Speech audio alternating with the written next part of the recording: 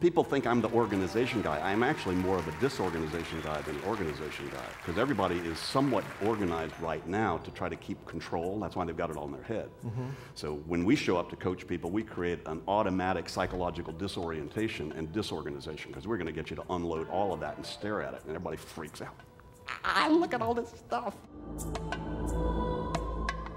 This is the one conference of the year that I'm doing for myself as the executive of a news media company. I had it on my calendar for about 6 months, and it's David Allen, and I wanted to be with the people that I think are at the cutting edge of applying the GTD approach. Perhaps the key to getting things done is not having kids.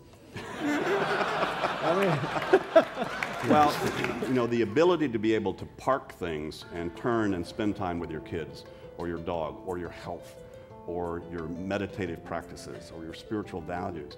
I think we all need to be able to build those opportunities to focus on one thing at a time, and that's, I think, the big message of GTD.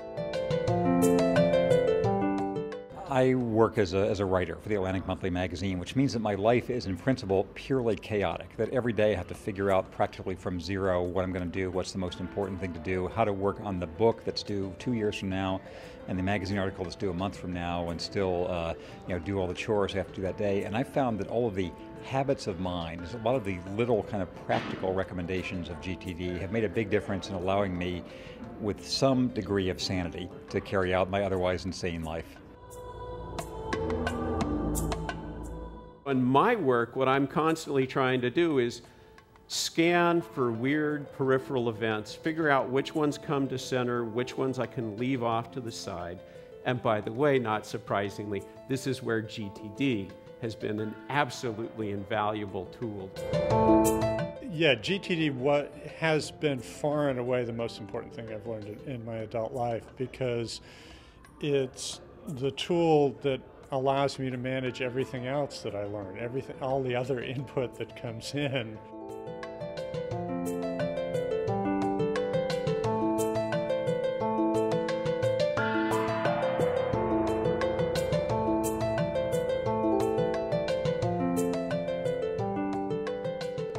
It's possible to make it up and make it happen. And it's possible to just say good can be done, and it can be done in an effective way.